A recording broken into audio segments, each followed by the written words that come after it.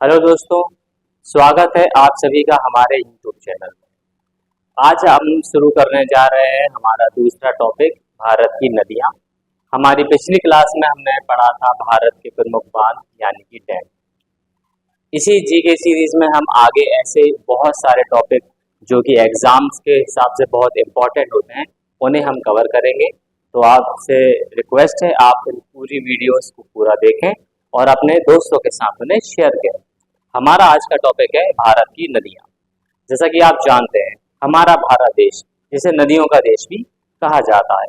हर एक क्षेत्र किसी न किसी नदी की वजह से सिंचित होता है। हर एक क्षेत्र किसी न किसी नदी की वजह से अपनी पहचान रखता है।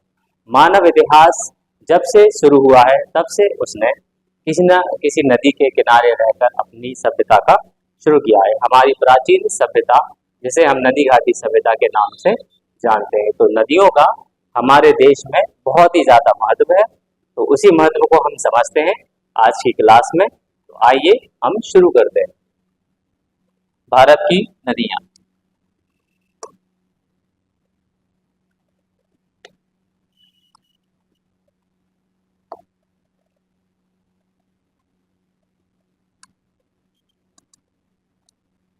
चलिए,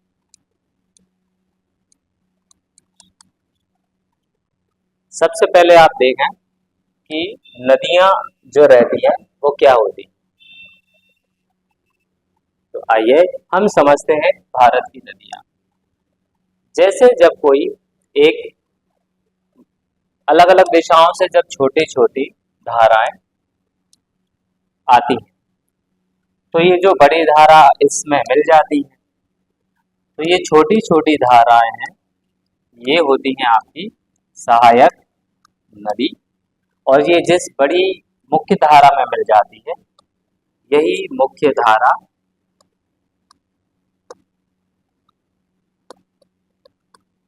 आगे जाके मुख्य नदी का निर्माण करती है। तो अब हम शुरू करने जा रहे हैं हमारा टॉपिक, जिसमें आपको समझना है कि भारत में कौन कौन सी नदियां हैं, भारत में कौन कौन से अववाह तंत्र हैं।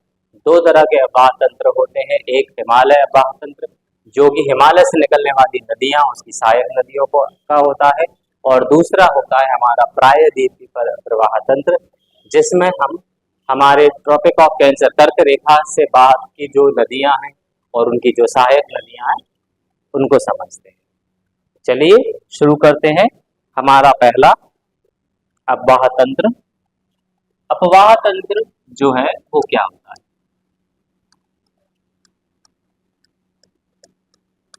सबसे पहले इसे समझ लेते हैं कि जब अलग अलग दिशाओं से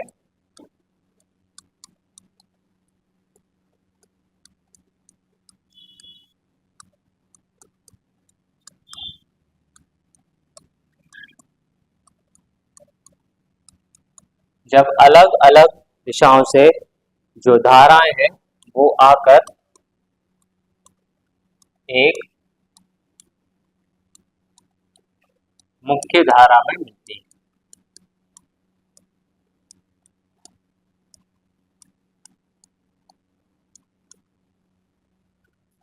ठीक है? तो ये जो मुख्य धारा है यहीं से किसका निर्माण हो जाता है, नदी का निर्माण होता है।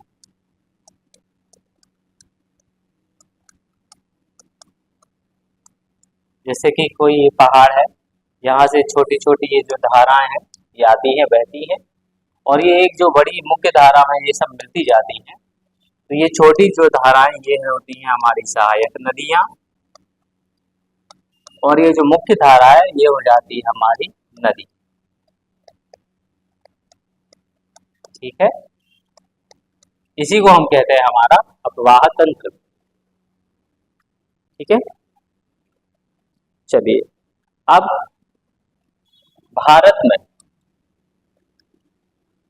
भारत का अपवाह तंत्र, भारत में कितने तरह के अपवाह तंत्र हैं, दो तरह के। एक है हिमालयी अपवाह तंत्र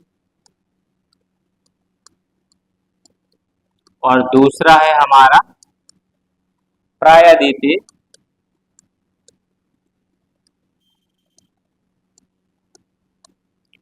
अपवाह तंत्र। ये दो तरह के अपवाह तंत्र होते हैं। हिमालय अपवाह तंत्र, हिमालय से निकलने वाली जितनी भी हमारी नदियां हैं जिनका उद्गम स्थल हिमालय है उनका होता है ये। और प्रायद्वीपीय अपवाह तंत्र उन नदियों का होता है जो कर्क रेखा के बाद बहती है या उसके आसपास बहती है। हिमालय अपवाह तंत्र में हम पढ़ेंगे सिंधु, गंगा और ब्रह्मपुत्र, इन तीन नदियों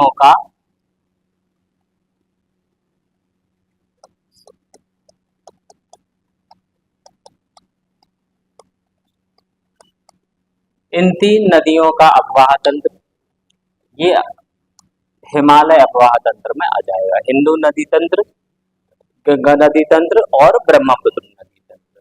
और हमारा प्रायद्वीपी में कौन कौन से जाएंगे? नर्मदा, ताप्ती, महानदी, कृष्णा, कावेरी और गोदावरी। तो प्रायद्वीपी अपवाह तंत्र में हम इन नदियों के नदी तंत्र को समझेंगे। चलिए तो शुरू करते हैं हम हमारी पहली नदी सिंधु नदी से।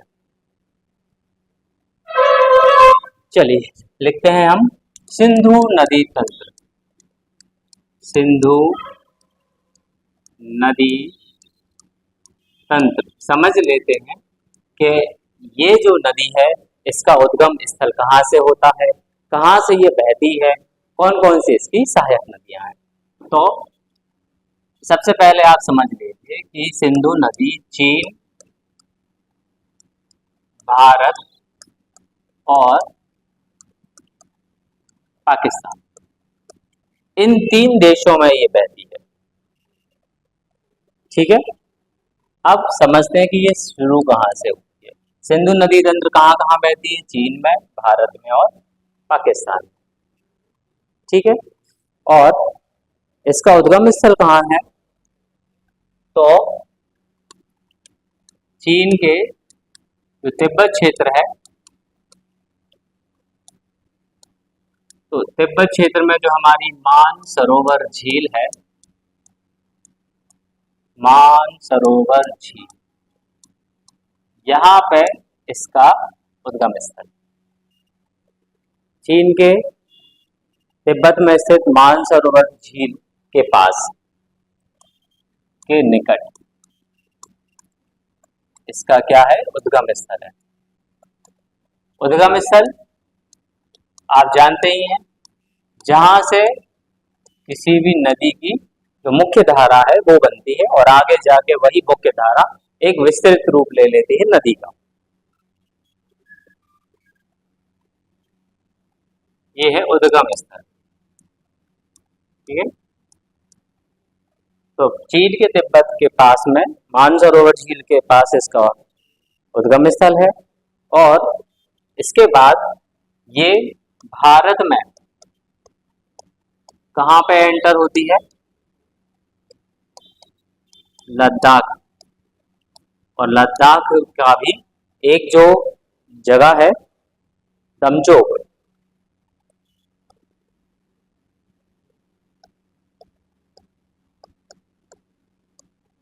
तो भारत में एक जगह है लद्दाख, आप जानते हैं। और उसी लद्दाख के पास से दमचोक जो है, वहां से भारत में लद्दाख के दमचोक से बहती हुई ये भारत में प्रवेश करती है।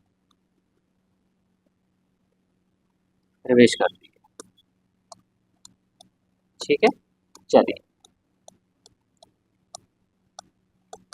चलो, तो भारत में इसकी शुरुआत हो जाती है यहाँ से। और इसके बाद फिर ये दंडिस्तान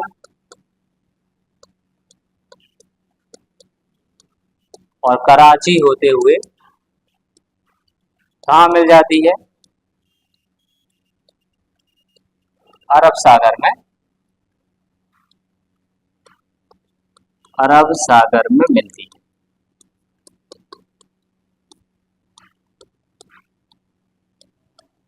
तो ये है हमारा सिंधु नदी तंत्र कि चीन के तिब्बत के मानसरोवर झील के पास इसका उद्गम स्थल है। भारत में ये कहाँ एंटर होती है? लद्दाख के दमचोक से बहती हुई एंटर करती है और फिर दंडिस्तान कराची पाकिस्तान में होते हुए अरब सागर में मिल जाती है। अगर इसकी कुल लंबाई की बात करें हम, तो इसकी कुल लंबाई कितनी है बताएं आप? इसकी कुल लंबाई की बात करें तो इसकी कुल लंबाई है 2880 किलोमीटर। ठीक है। और इस नदी के किनारे भारत का एक शहर भी बसा है। कौन सा है? लेह शहर इसी नदी के तट पर स्थित है। ठीक। भारत के कई सारे शहर किसी न किसी नदी के किनारे बसे हुए हैं। उसी क्रम में पढ़ेंगे लेह शहर किस नदी के किनारे बसा है? सिंधु नदी के किनारे। चलिए अब हम इसको नोट कर लें। अब हम पढ़ेंगे इसकी सहायक नदियां कौन कौन सी हैं और उनका उद्गम स्थल क्या है।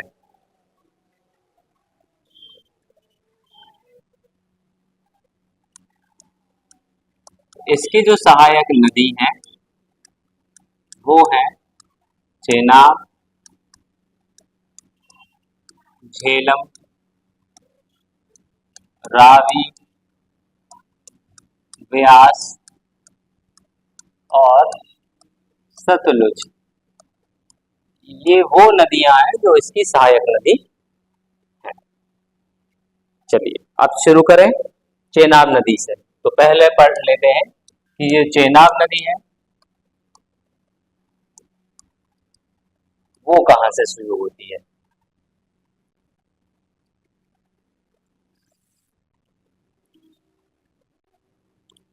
तो सबसे पहले समझना, ये सिंधु नदी की सबसे बड़ी सहायक नदी है।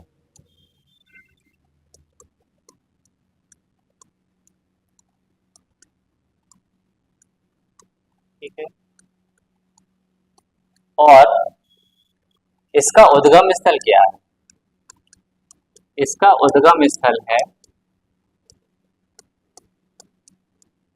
हिमाचल प्रदेश। हिमाचल प्रदेश में इसका उद्गम स्थल हिमाचल प्रदेश में जो K12 नाम से जगह है, जिसे हम क्या बोलते हैं? इसे हम लारा दर्रा भी कहते हैं।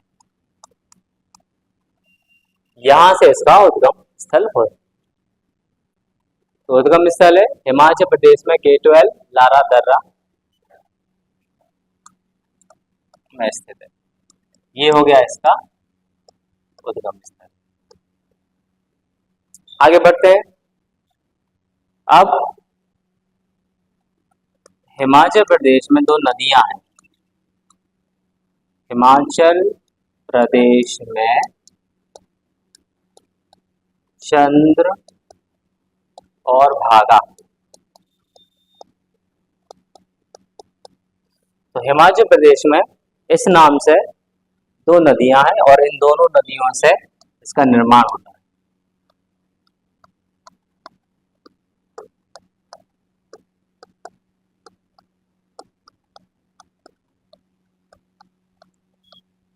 तो इसलिए इसका नाम चंद्रभागा भी है।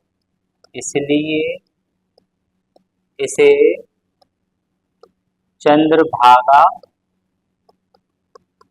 भी कहते हैं। ठीक है। तो आपने देखा कि चेनाब नदी जो है ये हमारी दो नदियां चंद्र और भागा इनसे मिलती है और इसलिए इसका दूसरा नाम चंद्रभागा भी है। चलिए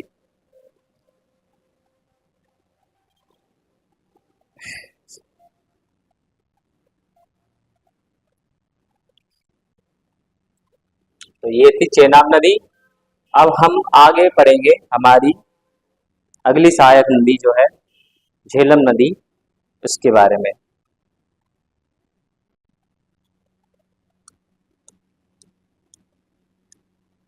झेलम नदी, इसका उद्गम स्थल कहाँ पर है? तो इसका उद्गम स्थल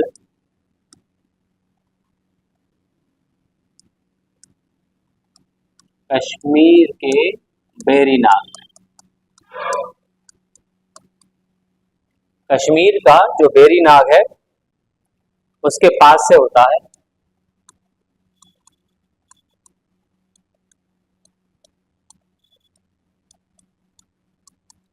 ये हो गया इसका उद्गम स्थल, कि इसका उद्गम स्थल कश्मीर के वेरीनाग से होता है। और ये नदी लगभग 170 किलोमीटर लंबा, 170 किलोमीटर लंबी भारत पाकिस्तान सीमा, उसका निर्माण करती है।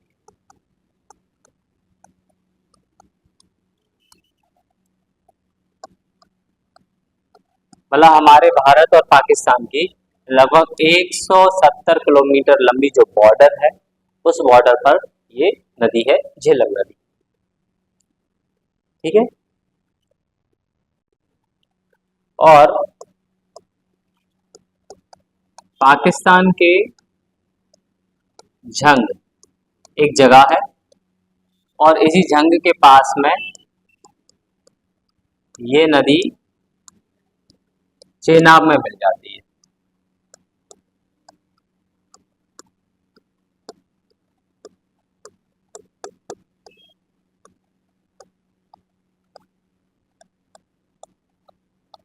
ठीक है। तो हमने पढ़ा इसका उद्गम स्थल कश्मीर के वेरीनाग में है, 170 किलोमीटर लंबी ये भारत पाकिस्तान की सीमा बनाती है, और आखिर में पाकिस्तान के जंग के पास में जाकर ये चेनाब नदी में जाकर मिल जाती है।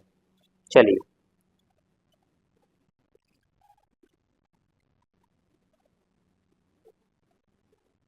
अगली नदी है हमारी रावी नदी। चलिए, ये हिमाचल प्रदेश के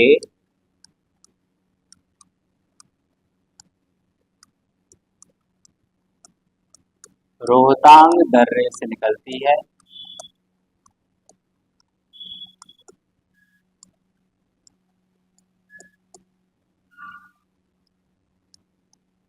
ठीक है। इसका उद्गम स्थल क्या है? रोहतांग दर्रा। और कश्मीर पंजाब बहते हुए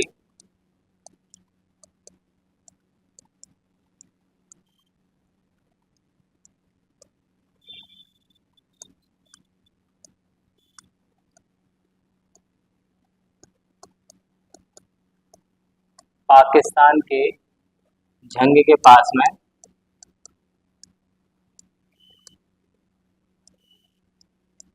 ये भी चेनाब में मिल जाती है।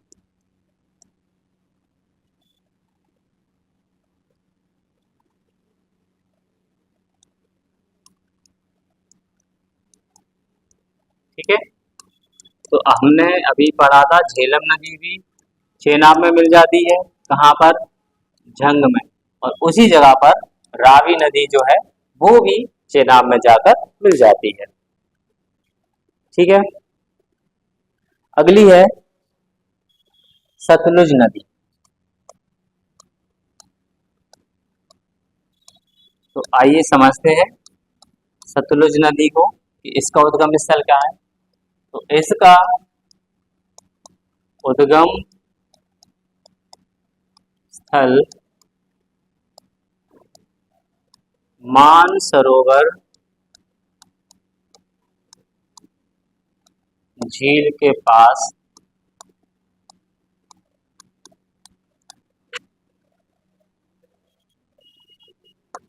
स्थित राक्षस ताल जो है वहां से होता है। राक्षस ताल, इस जगह से इसका उद्गम होता है।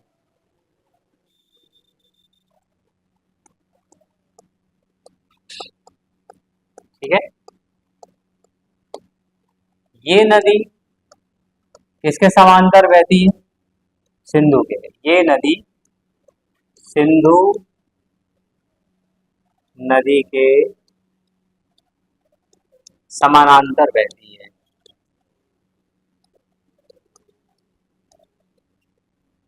ठीक है, मतलब समानांतर आप जाते ही हैं, ऐसे अगर सिंधु बह रही है तो उसी के समानांतर हमारी सतलुज नदी जो है वो बहती है।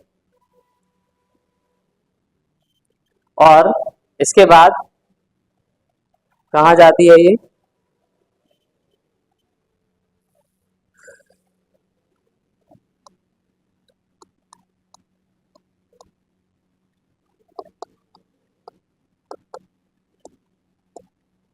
हिमाचल प्रदेश, पंजाब बहते हुए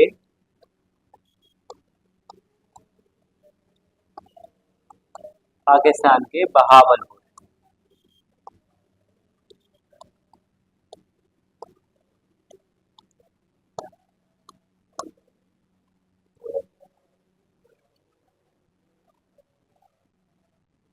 यहाँ लिख लेते हैं। चलिए, ठीक है, हमने पढ़ा कि सतलुज नदी, इसका उद्गम स्थल वही मानसरोवर झील के पास राक्षस ताल है ना, यहाँ से होता है। सिंधु नदी के समांतर बहती है, फिर हिमाचल और पंजाब बहते हुए पाकिस्तान के बहावलपुर में जाकर ये चेनाब में मिल जाती है। ये चेनाब नदी में मिल जाती है।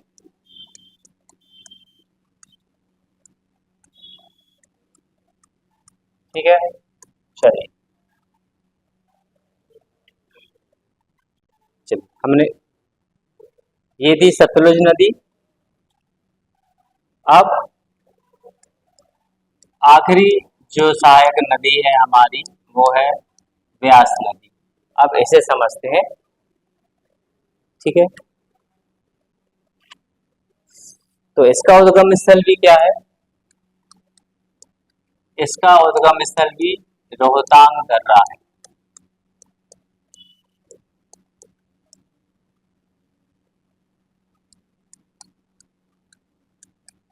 रोहतांग दर्रे से बहती हुई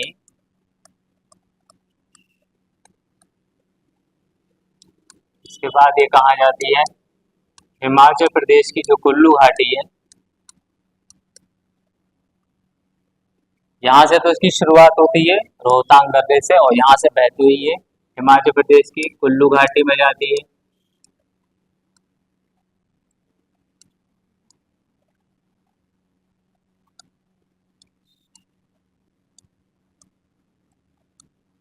कुल्लू घाटी से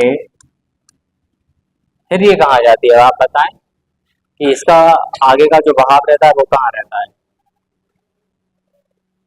ये जाती है पंजाब, और पंजाब का हरीके जो क्षेत्र है वहां जाके ये चेनाब में मिल जाती है।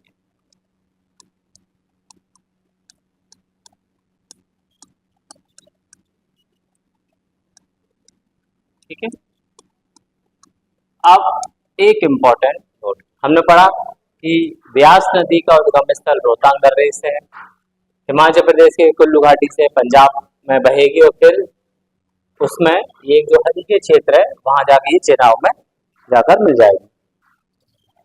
ठीक है, अब ये हरीके क्षेत्र से रिलेटेड एक नोट है, इसे समझ लीजिए कि ये नोट जो है हरीके क्षेत्र का वो क्या है।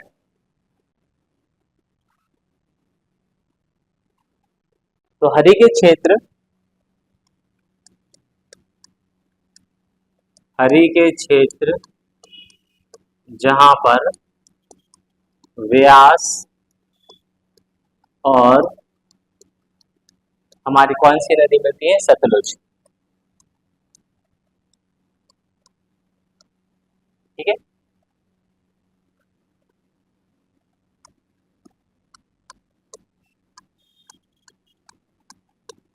संगम होता है। हरि के क्षेत्र वो क्षेत्र है जहां पर व्यास और सतलुज नदी का क्या होता है? संगम होता है। तो यहां से ही कौन सी नहर स्टार्ट होती है? इंदिरा गांधी नहर। यहां से ही इंदिरा गांधी नहर की शुरुआत होती है। ठीक है, अभी इंदिरा गांधी नहर क्या है? इंदिरा गांधी नहर हमारे देश की सबसे बड़ी नहर है, जो कि हमारे कुछ प्रमुख राज्य जैसे कि पंजाब, हरियाणा, हिमाचल प्रदेश, राजस्थान, यहाँ पर और इवन गुजरात भी, तो यहाँ के जो किसान हैं उन किसानों को पानी की कमी ना हो, उस उद्देश्य से इस नहर का निर्माण किया गया। और भाखड़ा नांगल बांध जो है उसका पानी इस नहर में छोड़ा जाता है, ताकि इस नहर के आसपास जितने भी गांव हैं उन किसानों को पानी की कमी ना हो। ठीक है, तो यहाँ से इस नहर की शुरुआत होती है और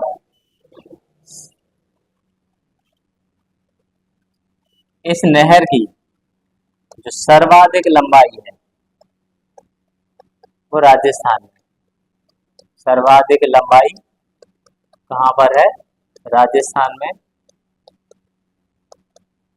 और वो भी कितनी है? लगभग 470 किलोमीटर।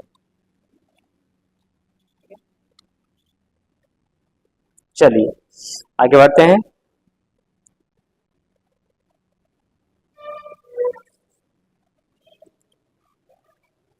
एक और नोट, ये है नोट नंबर 1। अब पढ़ते हैं नोट नंबर 2।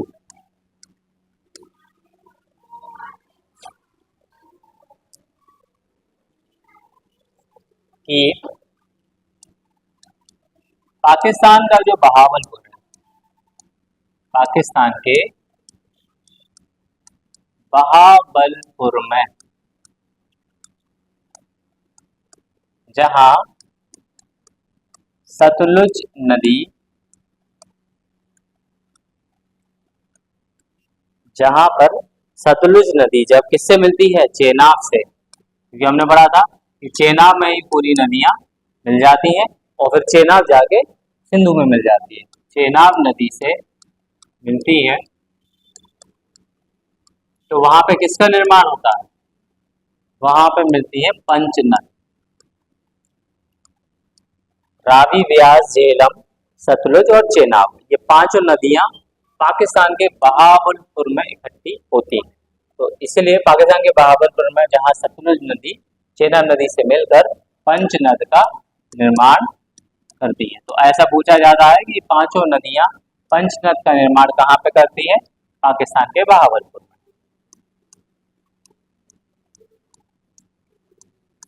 चलिए आगे बढ़ते हैं।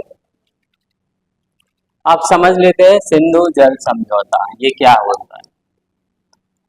सिंधु जल समझौता, इसे भी समझना जरूरी है। ठीक है, क्या है ये सिंधु जल समझौता? ये हुआ कब था? किस वजह से हुआ था? किस चीज के लिए हुआ था? तो पानी के बंटवारे के लिए, पानी के बंटवारे के लिए ये 1960 में किया गया था। ठीक है, कि किस नदी का पानी कौन सा देश इस्तेमाल करेगा, उसी पानी को बांटने के लिए एक सिंधु जल समझौता हुआ। ठीक है, और ये कब हुआ? 1960 में हुआ। इस समझौते में कुछ नदियों का पानी पाकिस्तान के लिए इस्तेमाल करने को दिया गया और कुछ नदियों का पानी हिंदुस्तान को इस्तेमाल करने के लिए दिया गया। तो इस समझौते के तहत इस समझौते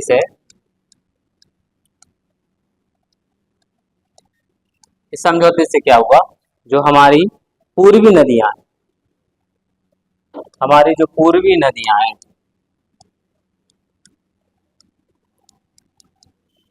व्यास, रावी और सतलुज,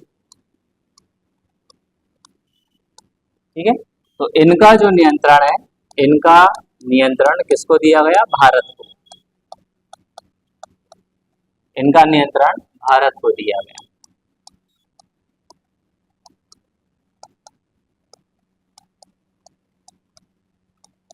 देख सकते हैं आप,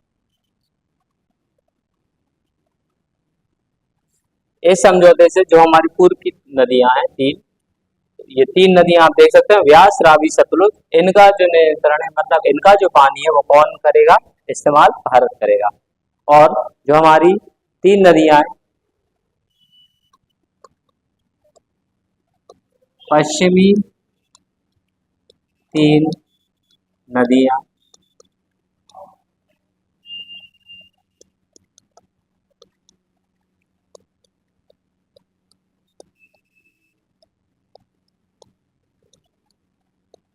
और झेलम, सिंधु, चेनाब और झेलम, इनका नियंत्रण किसको दिया गया? पाकिस्तान।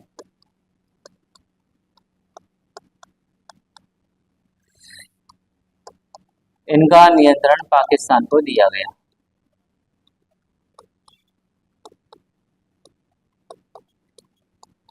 ठीक है, मतलब ये तीन नदियों का पानी भारत इस्तेमाल करेगा और इन तीन नदियों का पानी पाकिस्तान इस्तेमाल करेगा। चलिए, तो ये था हमारा सिंधु नदी जलतंत्र। अब हम आगे बढ़ते हैं हमारे दूसरे नदी तंत्र पर, जो कि है गंगा। शुरू करते हैं गंगा नदी तंत्र क्या है, शुरू करते हैं। चलिए, गंगा, जानते हैं आप कि गंगा क्या है? भारत की सबसे बड़ी नदी है, ठीक है, सबसे बड़ी नदी। इसके बाद और स्टार लगा लीजिए कि इसको राष्ट्रीय नदी का दर्जा कब दिया गया था? तो गंगा नदी को 2008 में क्या दिया गया था? राष्ट्रीय नदी का दर्जा दिया गया था, राष्ट्रीय नदी माना गया, ठीक है। कब से माना गया? 2008 से। इससे पहले भी मानते थे, लेकिन ऑफिशियली रिकॉर्ड में उन्होंने ऐसा बता दिया गया, डिक्लेयर कर दिया कि हमारे देश की जो राष्ट्रीय नदी है वो कौन है? गंगा। चलिए, इसकी कुल लंबाई समझ लेते हैं। कुल लंबाई कितनी है और भारत में इसकी जो लंबाई है वो कितनी है, ये दोनों ही समझ लेते हैं, ठीक है। तो कुल लंबाई की बात करें तो 2525 किलोमीटर ये इसकी कुल लंबाई है, और भारत में अगर बात करें तो 2071 किलोमीटर ये भारत में इसकी लंबाई है, ठीक है। बाकी कहाँ से बाकी चली आती भाई? ये जो इतनी है ये बाकी बांग्लादेश में,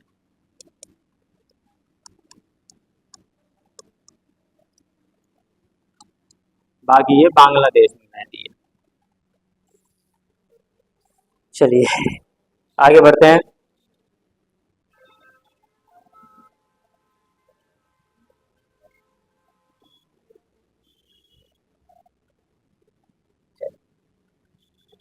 अब इसका उद्गम स्थल समझते हैं कि उद्गम स्थल क्या है।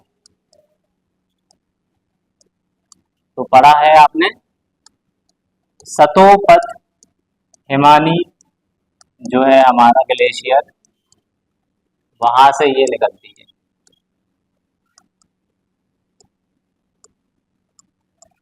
सतोफत मानी से ये निकलती है। ठीक है। और आगे चलकर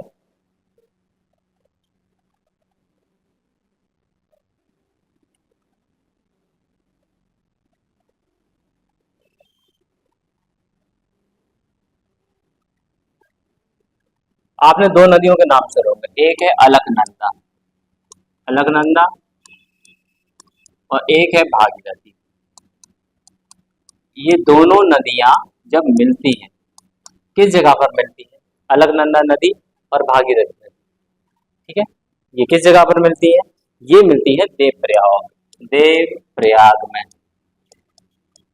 इस तरह से आती है, यहाँ से ये आती है और यहाँ से ये। तो जिस जगह पर ये ऐसे मिल जाती है, वहीं से किसका इस्तेमाल हो जाता है? वहां पर शुरू हो जाती है गंगा नदी।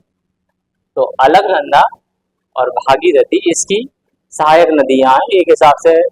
हाँ, एक हिसाब से धारा समझ सकते हैं आप। जब ये देवप्रयाग में मिलती हैं, तो ये मिलकर यहीं से कौन सी नदी का निर्माण करती है? ये है आपकी गंगा नदी। ठीक है, चलो आगे बढ़े। अब पढ़ते हैं इसकी सहायक नदियों के बारे में कि गंगा नदी की कितनी सहायक नदियां हैं। तो गंगा नदी की दो सहायक नदियां हैं। ठीक है, कौन कौन सी हैं इन्हें देखते हैं। इसकी दो सहायक नदियां, एक तो पिंडार है, पिंडार नदी, और एक है मंदाकिनी। ठीक है, पिंडार नदी और मंदाकिनी नदी। चलो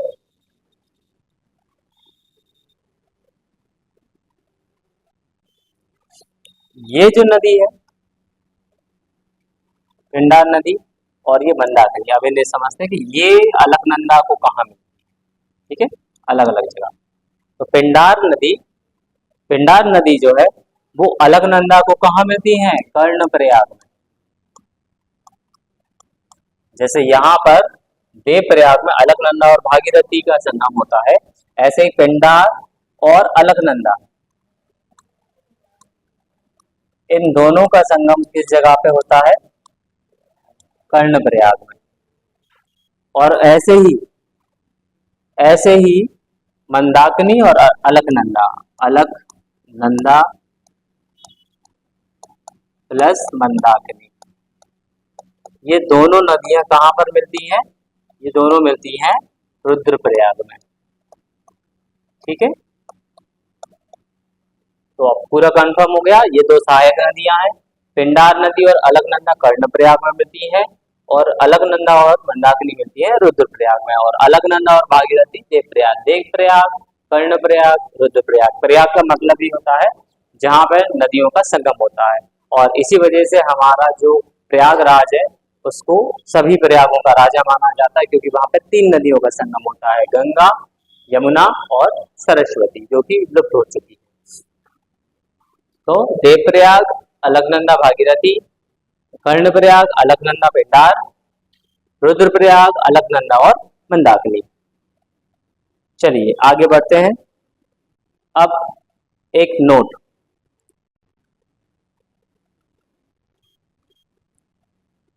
जो हमारे प्रसिद्ध श्री केदारनाथ जो मंदिर है, ये किस नदी के? ये मंदाकिनी नदी के तट पर। ठीक है, केदारनाथ मंदिर जो है वो मंदाकिनी नदी के किनारे पर है। और बद्रीनाथ मंदिर,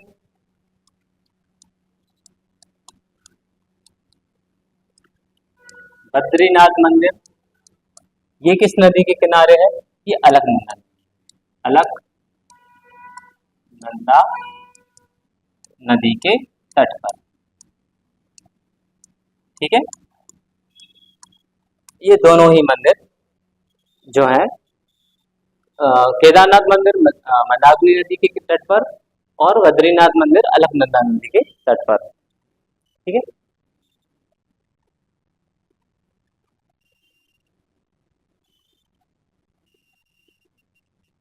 चलिए आगे बढ़ते हैं।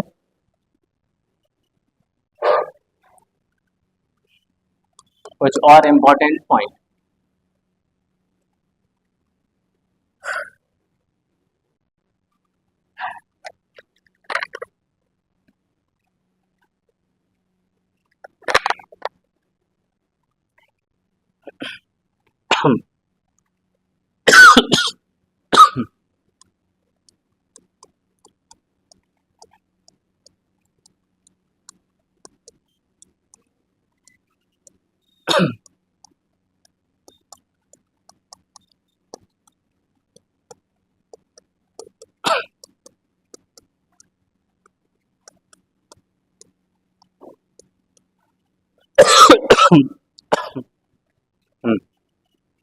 तो देखिए, उत्तराखंड से जब गंगा निकलती है तो उत्तराखंड से निकली गंगा उत्तर प्रदेश बिहार होते हुए कहाँ तक जाती है? जब पश्चिम बंगाल का एक जो हमने पढ़ा था फरक्का बैराज आपको पढ़ाया था। ठीक है, तो वहां पर जाकर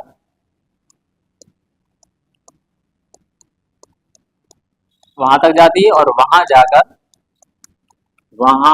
जाकर ये दो धाराओं में बढ़ जाती है। ठीक है, धाराओं का मतलब होता है कि वो अलग अलग हिस्सों में बढ़ जाती है। मतलब जैसे जब धाराओं के मिलने से नदी बनती है और कहीं पर नदी जो है वो अलग अलग जगह पर अपनी अलग धाराएं बना देती है, तो वहां जाकर ये दो धाराओं में बट जाती है। ठीक है, और वो धाराएं कौन कौन सी हैं? एक है हुगली और दूसरी है भागीरथी। ठीक है, और इसलिए आपने सुना होगा कलकत्ता शहर किस नदी के किनारे बसा हुआ है?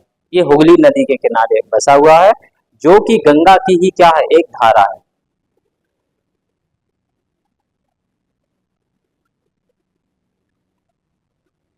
और ये जो भागीरथी है, फिर ये भागीरथी बांग्लादेश में जाती है मुख्य धारा के तौर पर, मुख्य धारा के रूप में कहाँ जाती है? ये जाती है बांग्लादेश में।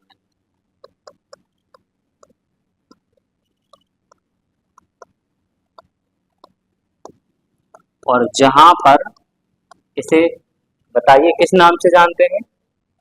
गंगा को हमने पढ़ा है, गंगा को बांग्लादेश में एक नाम दिया जाता है, लेकिन बेसिकली गंगा इस धारा के तौर पे बांग्लादेश में जाती है और वहां पे इसको बोला जाता है पद्मा, जहां पद्मा नाम से जाना जाता है। एक मिनट दोबारा लिख देते हैं, जहां इसे पद्मा नाम से जानते हैं।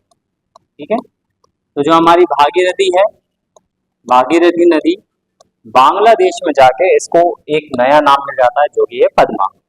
और ये पद्मा और ब्रह्मपुत्र ये दोनों जब मिलते हैं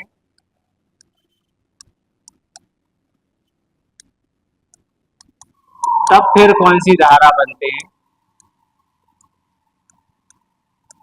तब कौन सी धारा का निर्माण होता है? अब आप बताएं कि पद्मा तो हो गया भागीरथी का बांग्लादेशी नाम, लेकिन यही पद्मा जब ब्रह्मपुत्र से मिलेगी तो फिर किस नाम से जानी जाएगी? तब इसे मेघना नाम दिया जाएगा, मेघना, मेघना नाम से जाना जाता है। ठीक है, दैट्स इट। अब समझते हैं कि गंगा की सहायक नदियां कौन कौन सी हैं।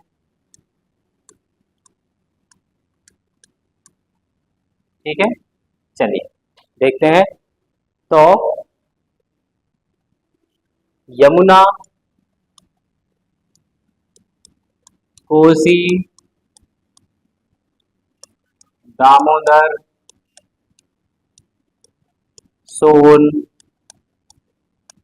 गोमती,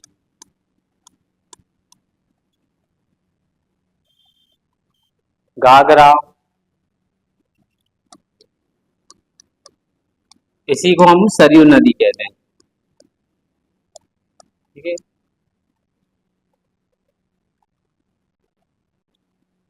आपकी गंडक और रामगंगा, ये कुछ सहायक नदियां हैं गंगा नदी।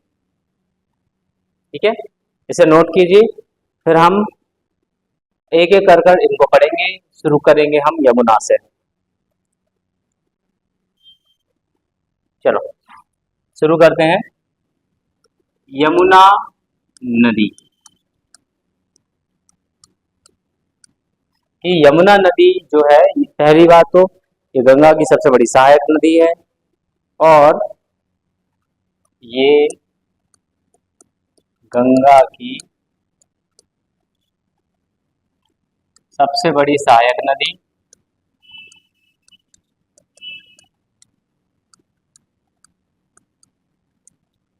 साथ में इसका उद्गम स्थल जो है वो कहाँ से है। इसका उद्गम स्थल उत्तराखंड के बंदरपुर से है। ये उत्तराखंड के बंदरपुर चोटी का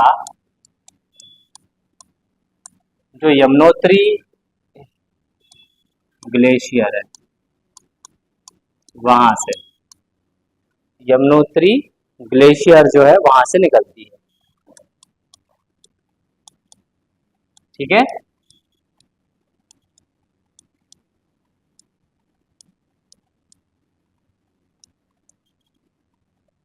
ये गंगा की सबसे बड़ी सहायक नदी है। ये उत्तराखंड के बंदरपुर चोटी का जो यमुनोत्री ग्लेशियर है यहाँ से निकलती है। ठीक है, और ये मिलती कहाँ पर है, ये बहती कहाँ कहाँ से, आपको भी पता है कि यमुना नदी का जो प्रवाह क्षेत्र है वो क्या क्या है। ये नदी हरियाणा, उत्तराखंड, दिल्ली क्षेत्र में बहते हुए कहाँ जाती है,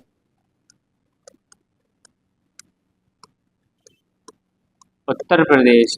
उत्तर प्रदेश का जो हमारा प्रयागराज है, उत्तर प्रदेश के प्रयागराज में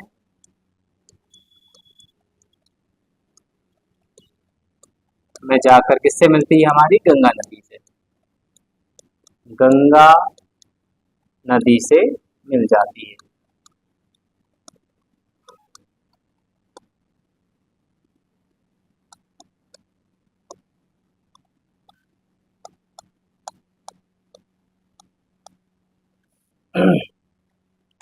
तो ये है हमारी यमुना नदी की सबसे बड़ी सहायक नदी, उत्तराखंड के बंदरपुर चोटी की यमुनोत्री ग्लेशियर से निकलती है, और उत्तराखंड दिल्ली में बहते हुए आखिर में उत्तर प्रदेश का जो प्रयागराज है वहां जाकर ये गंगा नदी में मिल जाती है।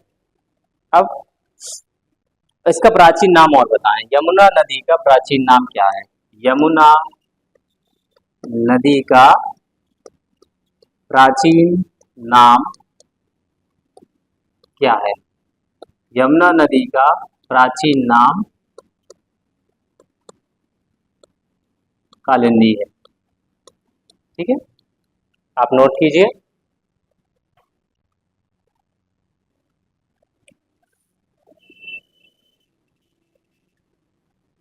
इसका प्राचीन नाम क्या है? इसका प्राचीन नाम कालिंदी है।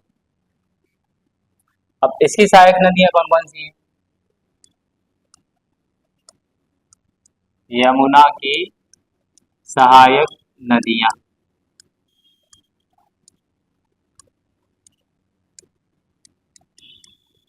तो आप बताएं, यमुना नदी की सहायक नदियां कौन कौन सी हैं? इसकी सहायक नदियां एक है चंबल, एक है बेतवा और केन। ठीक है, चलिए अब इन्हें समझते हैं कि चंबल, बेतवा और केन। चंबल नदी, अब चंबल नदी का उद्गम स्थल क्या है? चंबल नदी जो है मध्य प्रदेश के इंदौर क्षेत्र में महू के निकट जो जाना पाव की पहाड़ियों से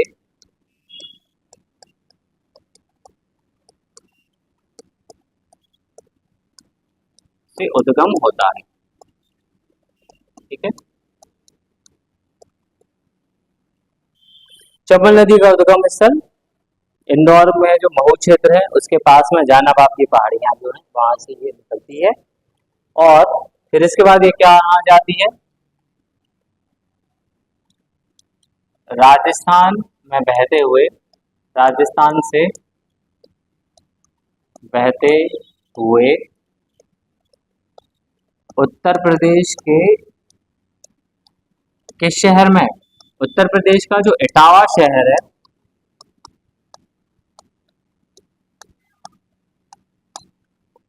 ये यमुना में मिल जाती है।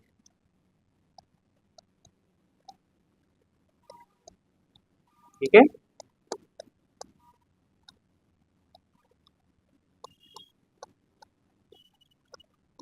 ठीक। तो राजस्थान में बहते हुए ये उत्तर प्रदेश का इटावा शहर है, वहां जाके ये यमुना नदी में मिल जाती है।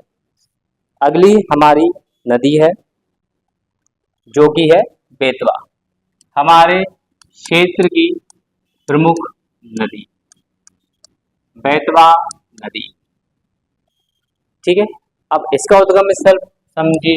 ये तो आप सबको पता भी होना चाहिए कि मध्य प्रदेश के रायसेन जिले का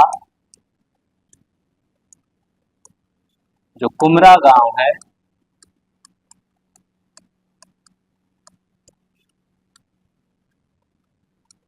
इस वहां से क्या होता है? इसका उद्गम स्थल उद्गम होता है। वहां से ये नदी निकलती है। कहाँ से? हमारे रायसेन जिले का जो कुमरा गांव है वहां से बेतवा नदी निकलती है।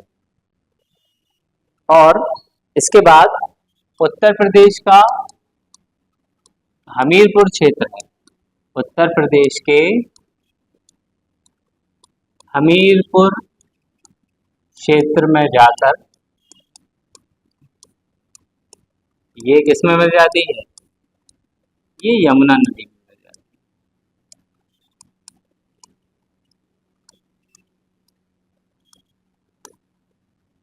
यमुना नदी में मिल जाती है। चलिए आगे बढ़ते हैं।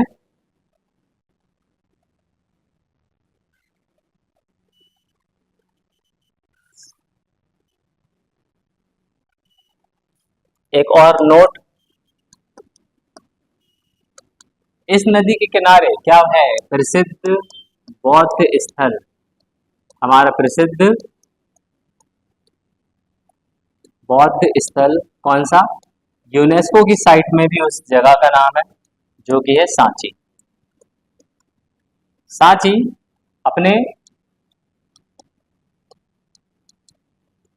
बौद्ध स्तूपों के लिए प्रसिद्ध है।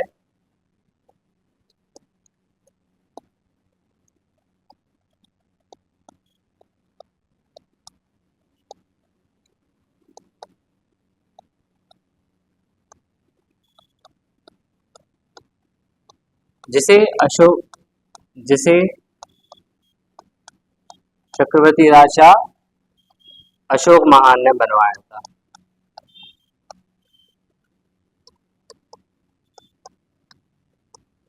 तीसरी शताब्दी में बनवाया था। ठीक है, शताब्दी नहीं, सदी होगा। ठीक है, तो ये जो सांची शहर है ये इसी नदी के किनारे स्थित है, इसलिए हमने इसको नोट कर लिया। चलिए, अब है कोसी नदी।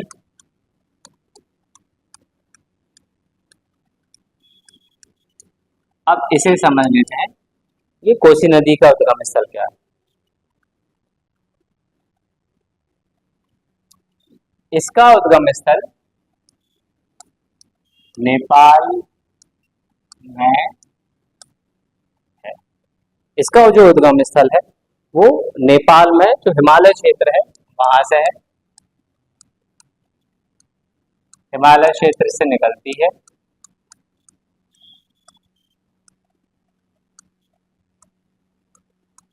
और कहाँ प्रवेश करती है? बिहार में।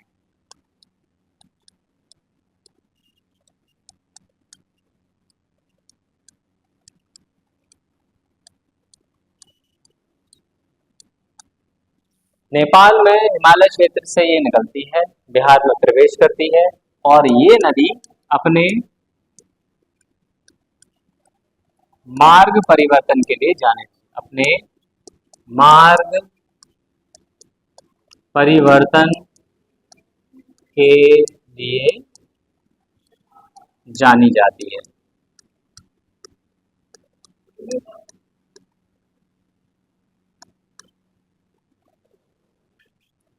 प्रशांत सर को कॉल कर लो, अभी वो बाहर है। ठीक है, तो ये नदी अपने मार्ग परिवर्तन के लिए जानी जाती है और इसमें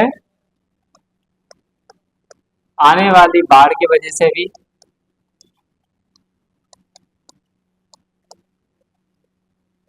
इसमें जो बाढ़ आती है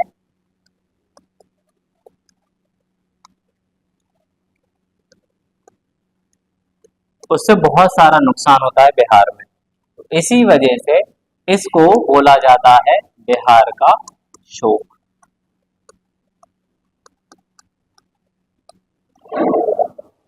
इसमें आने वाली बाढ़ की वजह से इसे बिहार का शोक भी कहा जाता है। ठीक है, ये थी हमारी कोसी नदी। और ये नदी बिहार के किस जगह पे जाकर मिलती है? बिहार के कटिहार क्षेत्र जो है, कटिहार में जाकर किसमें मिलती है? यमुना में।